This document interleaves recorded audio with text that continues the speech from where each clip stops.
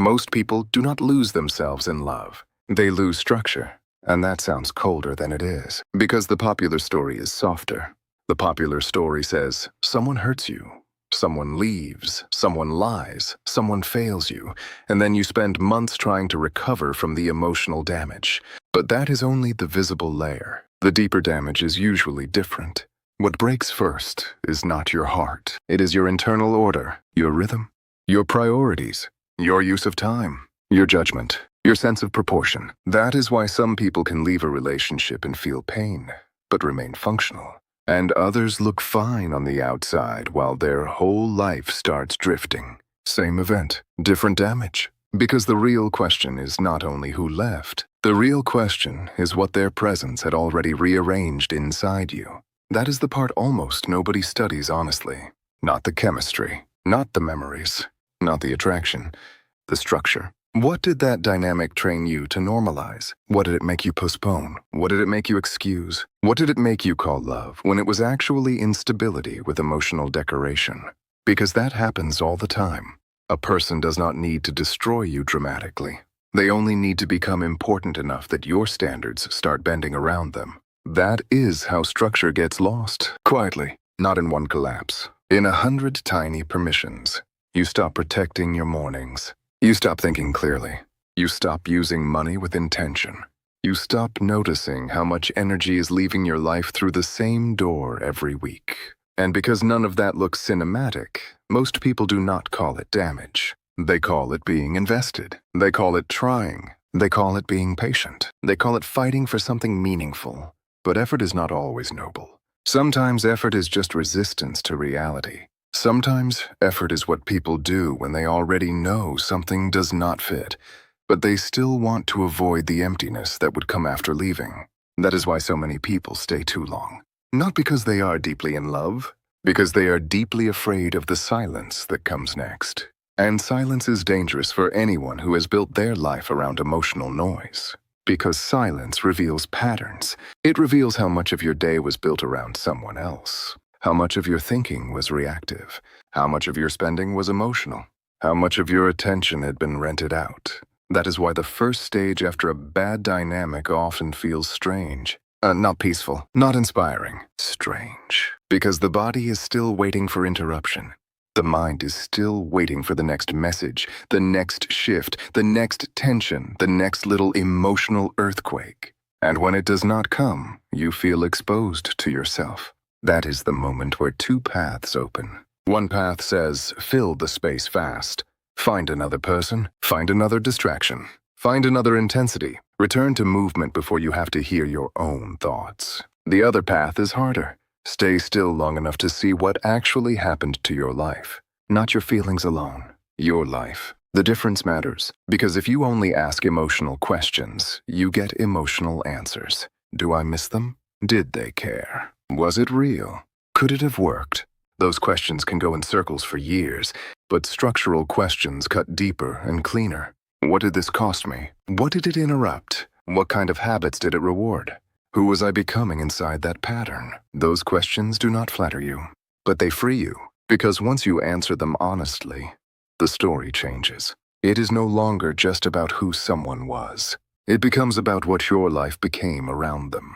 And that is where clarity starts. Not in romance, in accounting. Not financial accounting only, life accounting. Where did the hours go? Where did the focus go? Where did the peace go? Where did the standards go? You start seeing the hidden expenses, the conversations that looked harmless but drained your mind, the plans that looked exciting but stole your consistency, the generosity that felt loving but had no real boundary, the emotional investment that kept asking for more and building less. And then you understand something most people learn too late. Chaos is expensive, not just emotionally, practically, financially, mentally, physically. It is expensive to live in uncertainty. It is expensive to keep adapting to unstable people. It is expensive to spend your best energy managing confusion. It is expensive to keep calling erosion by prettier names. That is why stability is not boring once you understand cost. Stability is efficient. It protects energy. It protects judgment. It protects momentum. It allows progress to compound. And compounding is not only a money concept. Attention compounds. Discipline compounds. Calm compounds. Good decisions compound. So do bad ones. And that is exactly why structure matters more than excitement. Because excitement can start things. Only structure can sustain them. A lot of people never learn this because they evaluate relationships by peak moments. The trip, the chemistry, the late conversation, the closeness, the feeling of being understood. But peak moments prove almost nothing. Anyone can look right in a favorable setting. The real test is what happens to your life around the connection. Do you become clearer or more confused? Do you become sharper or more distracted? Do you become more disciplined or more reactive? Do you build more or drift more? That is the test. And it is brutal because sometimes the answer is disappointing. Sometimes someone can be attractive, interesting, intense, even meaningful, and still be terrible for the architecture of your life.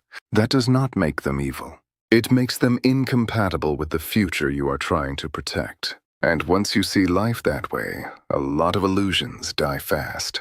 The illusion that love is enough. The illusion that chemistry means alignment. The illusion that patience can solve structural mismatch. The illusion that if you explain yourself better, sacrifice more, or wait longer, reality will become cooperative. Usually it does not. Usually it becomes more expensive. Because time passes, and the older you get, the more important this becomes. Not because age makes people cold, because repetition gets harder to justify. At some point, you cannot honestly tell yourself you did not know. You knew, maybe not immediately, but early enough. You saw the signals. You saw the disorder. You saw the difference in values. You saw the difference in pace. You saw the lifestyle mismatch. You saw how money was treated. You saw how time was treated. You saw how peace was treated. And you stayed anyway. That is the part maturity forces you to confront, not to shame yourself, to stop lying to yourself. Because if you want a different life, you need a different threshold. Not better speeches, not better fantasies, a different threshold. What do you refuse now that you used to tolerate? What drains you now that you once called normal? What do you detect early now that once would have taken you 6 months to admit? That is where growth becomes real. Not when you describe it well, when your tolerances change. And once that starts happening, the external world looks different. You stop being impressed by things that used to overpower you. Intensity stops looking profound. Uncertainty stops looking romantic. Inconsistency stops looking mysterious. And people who live in permanent improvisation stop looking free. They start looking unstable. That is not cynicism. That is pattern recognition. And pattern recognition is one of the most valuable skills a person can develop because it saves years, not just heartbreak. Years. Years of misplaced effort. Years of emotional leakage. Years of financial leakage. Years of building a life around something that had no carrying capacity. That is the phrase most people need to hear. No carrying capacity. Some dynamics feel alive, but cannot carry a life. They can carry moments. They can carry attraction. They can carry fantasy. They cannot carry peace. And if they cannot carry peace, then at some point they will ask you to finance the difference. With patience, with time, with money, with energy, with self-betrayal. And the bill keeps growing. That is why the strongest shift a person can make is not becoming harder. It is becoming less available to disorder. That sounds simple. It is not, because disorder often arrives beautifully dressed. As connection, as spontaneity, as passion, as possibility. And if you do not know the difference between vitality and instability, you can still get trapped by what feels alive. But once you have paid enough, your eyes change. You start reading everything through consequence, not just feeling. Consequence. If I let this in, what happens to my mornings? What happens to my focus? What happens to my finances? What happens to my consistency? What happens to the life I say I want? Those are not unromantic questions. They are adult questions, and adult questions protect adult lives. That is where this whole shift begins. Not in bitterness, in respect. Respect for your time, respect for your energy, respect for the structure you had to rebuild after losing it once. And once you have rebuilt it, you stop handing it over cheaply. Because now you understand something almost nobody understands early enough. Losing the wrong person hurts. Losing your structure costs more. And once you start seeing structure instead of just emotion, something else begins to shift. You stop asking if something feels right. You start asking if something functions. That is a very different question, because something can feel right in the moment and still be completely dysfunctional over time. That is where most people get trapped. They evaluate moments, not systems. They evaluate how they feel during the best parts, not what their life becomes around the whole pattern. And systems do not lie. A system shows you exactly what it produces over time. Not what it promises, not what it intends, not what it looks like on a good day, what it actually produces. So, if a dynamic consistently produces confusion, inconsistency, emotional volatility, and loss of focus, then it does not matter how good the highlights are. The system is broken, and broken systems do not become stable just because you want them to. They become expensive. That is the part most people resist, because it means letting go of potential. Not just reality, potential. The idea of what something could become. The imagined version of the person. The future you projected. And that is harder to release than the past, because the past is fixed. The future is still flexible in your mind. You can still negotiate with it. You can still tell yourself that maybe this time it will evolve.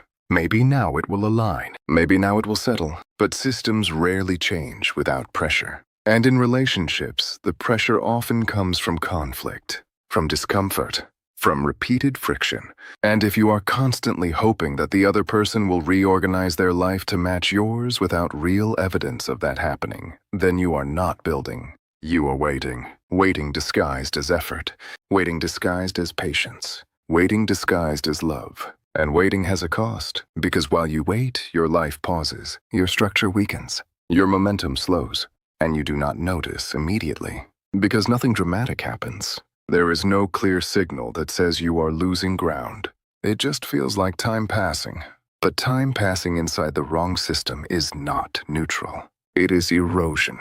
And erosion accumulates quietly, until one day you realize you are not where you expected to be. Not financially, not mentally, not structurally. And then you have to rebuild. Again, that is why people who learn this lesson deeply stop tolerating almost aligned, almost stable, almost consistent, almost functional. Because almost is where most of the damage hides. It is not bad enough to leave immediately, but it is not good enough to build on. So it keeps you suspended, in between, not fully invested, not fully out, and that is the most expensive place to live. Because you are paying without progressing, you are giving without building, you are present without direction. And over time, that drains more than obvious failure. Because failure at least forces a decision, ambiguity delays it, and delayed decisions cost more. That is why clarity becomes non-negotiable. Not because clarity feels good. Because it protects you from slow losses. And slow losses are dangerous because they do not trigger urgency. They normalize, they become part of your daily life. And once something becomes normal, it stops being questioned. That is how people stay in misaligned structures for years. Not because they are blind, because they adapted. They adjusted their expectations. They lowered their standards gradually. And they told themselves it was maturity. But maturity is not lowering your standards to keep something. Maturity is raising your standards and being willing to lose something because of it. That is a completely different move. And it requires a different mindset. It requires you to detach your identity from outcomes. From whether something works or not. From whether someone stays or leaves. Because if your identity depends on that, you will always be tempted to compromise your structure to preserve the result. And that is where everything collapses again. So the real shift is not external. It is internal. You stop needing things to work. You start needing your life to make sense. And those two are not the same. Something can work in the short term. A relationship can continue. A dynamic can persist, but if it does not make sense structurally, it will eventually demand a price, and that price will usually be paid in energy, time, and missed opportunities. That is why you begin to value alignment over attraction. Alignment in pace, alignment in priorities, alignment in how life is approached. Because attraction without alignment creates tension, and tension over time creates fatigue, and fatigue changes how you think. It reduces your capacity to make good decisions. It lowers your discipline. It affects your focus. It leaks into everything. Work, money, health, planning, everything. So even if the relationship itself looks isolated, it never is. It always affects the system, your system. And once you understand that, you stop isolating variables. You stop saying, this part is good, so I will ignore the rest. Because the rest always shows up later. Always. That is why people who learn this deeply become very intentional with their environment. Not just with people, with everything. What they consume, what they engage with, what they allow to stay in their life. Because everything interacts, everything compounds. And if you let too many misaligned elements coexist, the system becomes unstable again. Not immediately, gradually. And gradual instability is the hardest to detect if you are not paying attention. But once you have experienced it before, you recognize the early signs. Distraction, loss of clarity, inconsistent behavior, small compromises that start to stack. And that is when you intervene earlier. Not because you are afraid, because you are aware. Awareness reduces damage, and reduced damage preserves momentum. And momentum is one of the most valuable assets a person can have, because once you have momentum, everything becomes easier to sustain. Habits, decisions, progress. But momentum is fragile. It can be disrupted quickly if you introduce too much instability. That is why protecting your structure becomes a priority. Not out of rigidity, out of strategy, because your structure is what allows everything else to function. Without it, you drift. With it, you build. And building is what creates long-term stability. Not luck, not intensity, not temporary motivation. Consistent building. And that is what separates people who move forward from people who keep restarting. The ones who move forward protect their structure. The ones who restart keep sacrificing it for short-term emotion. And the difference compounds over years, not days, years. And once you begin protecting your structure consistently, something else becomes very clear. You stop confusing opportunity with access. Just because something is available does not mean it is valuable. Just because someone is interested does not mean they are aligned. Just because a situation can happen does not mean it should. That distinction sounds obvious, but most people ignore it in practice. Because access feels like progress. It feels like movement. It feels like something is happening. But movement without direction is just motion. It consumes time without creating results. And over time, that creates frustration. Not because you are not doing anything. Because what you are doing is not leading anywhere. That is why intentional people start filtering earlier. Not after involvement, before it. They look at patterns instead of possibilities. They look at behavior instead of words. They look at consistency instead of intensity. And this changes everything, because it removes a large percentage of situations before they even start. Not out of fear, out of clarity. And clarity reduces noise. Once noise is reduced, your decisions improve. Once decisions improve, your outcomes follow. But this also requires something most people avoid. Accepting that not everything needs to be explored. Not every connection needs to be tested. Not every opportunity needs to be taken. Because every yes has a cost, even if it feels small. Time spent, energy used, attention redirected. And if too many small costs accumulate in the wrong direction, they delay your progress. Not dramatically, but enough to matter over time. That is why discipline is not only about what you do, it is about what you refuse. And refusal is uncomfortable, because it feels like missing out. But missing out on misaligned paths is not loss. It is efficiency. It is protection. It is focus. And focus is what allows you to build something meaningful. Without focus, everything stays fragmented. Small efforts, small results, constant resets. That is the pattern most people live in. Not because they lack ability, because they lack continuity. And continuity requires stability, not excitement, not constant change. Stability, the ability to repeat good decisions over time, without interruption, without constant emotional shifts, without external chaos reshaping your priorities. That is rare, because most environments are not built for that. Most environments reward stimulation. They reward novelty. They reward reaction, and reaction breaks continuity. Every time you react impulsively, you interrupt your own process. Every time you adjust your direction based on emotion, you weaken your consistency. And consistency is what produces results. So when you remove instability from your life, you are not just protecting peace. You are protecting output. You are protecting growth. You are protecting the ability to stay on track long enough for something to actually develop. Because most things worth building take time. And time requires a stable base. Without a stable base, everything restarts. That is why people who constantly change environments, relationships, priorities, and focus rarely see long-term results. They are always beginning, rarely continuing. And continuation is where progress lives. So the real advantage is not talent. It is not intelligence. It is not even opportunity. It is the ability to maintain direction. And that ability depends heavily on the quality of your environment, which includes the people you allow close, the habits you reinforce, the standards you protect. If those are unstable, your direction will be unstable, no matter how motivated you are. Motivation does not override environment. Structure does. That is why serious change is not about adding more effort. It is about removing friction, removing distractions, removing misaligned elements, so that effort can actually accumulate instead of being constantly redirected. And that leads to another realization. You do not need to do more. You need to do less better. Less noise, less distraction, less unnecessary involvement, less emotional leakage, more focus, more consistency, more alignment. And that combination produces something most people are chasing without understanding.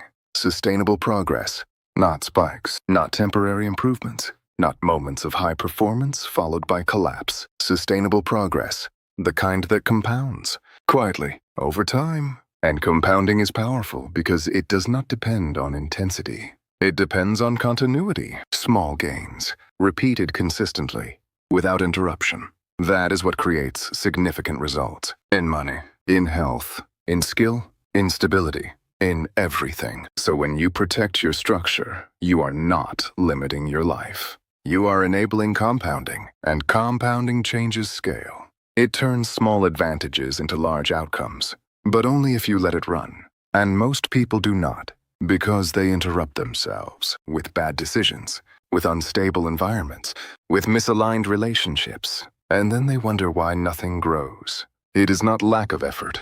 It is lack of continuity. So once you understand this, your priorities shift. You stop chasing more. You start protecting what allows growth. And that is a different mindset. It is less visible, less impressive in the short term, but much more powerful in the long term, because it builds something that does not collapse easily, something that does not depend on conditions being perfect, something that can absorb variability without breaking. And that is what real stability looks like, not the absence of problems, the ability to handle them without losing direction. And that is what structure gives you, direction that survives pressure. And once you have that, your life changes. Not because everything becomes easy, because you become consistent. And consistency, over time, is what separates people who drift from people who build. And when you finally understand this, something very simple happens. You stop trying to win at moments. You start trying to win at trajectory. Most people are focused on moments, the right conversation, the right opportunity, the right connection, the right move at the right time. And those things matter. But they matter less than people think, because even a perfect moment cannot fix a broken trajectory, and a good trajectory can absorb imperfect moments without collapsing. That is the difference. So your focus shifts from asking, is this good right now, to asking, where does this lead if I repeat it?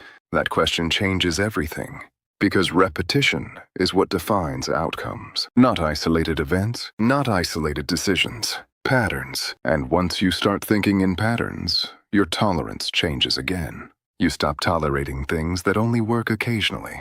You start requiring things that work consistently. That includes people. That includes habits. That includes systems. That includes environments. Consistency becomes more valuable than intensity, because intensity cannot be maintained. Consistency can.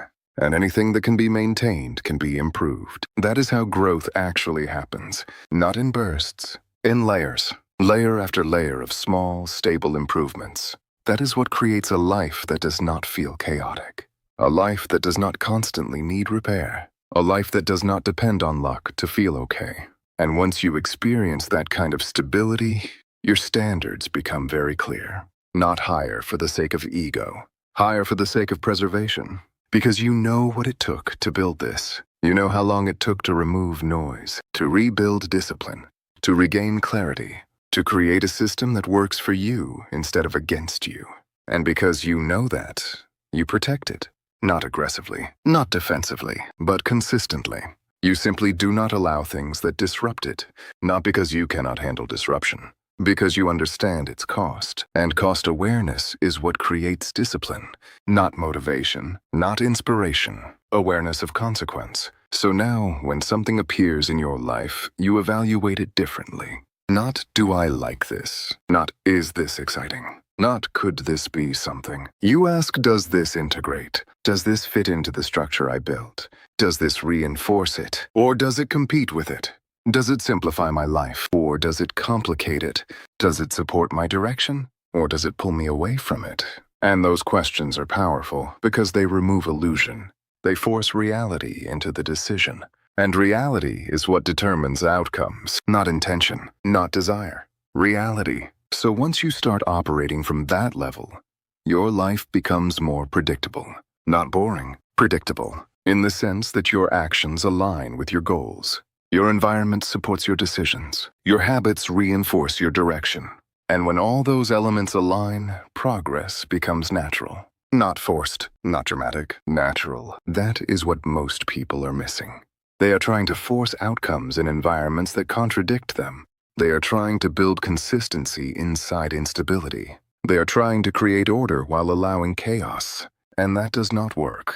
Not long term. So the real advantage is not doing more. It is removing contradiction. Aligning your life so that your actions, environment, and direction point the same way. Once that happens, everything accelerates. Not because you push harder, because you stop pulling against yourself. And that is where real growth begins, not when you discover something new. When you stop interfering with what already works. And that brings everything back to a very simple principle. You do not need a perfect life. You need a coherent one. A life where your choices make sense together. Where your relationships do not fight your goals. Where your habits do not sabotage your focus. Where your environment does not drain your energy. Where your direction is clear enough that decisions become easier. That is coherence. And coherence is stability. And stability is what allows everything else to grow. So in the end, it was never about finding the right person, or making the perfect decision, or avoiding every mistake. It was about building a structure that can handle reality, a structure that does not collapse when something changes, a structure that does not depend on external stability to function internally. And once you have that, everything else becomes optional. Connections become choices, opportunities become filters, time becomes intentional, money becomes a tool, and your life stops being reactive. It becomes directed, not by circumstances, by design. And that is the difference between drifting through situations and building something that actually lasts.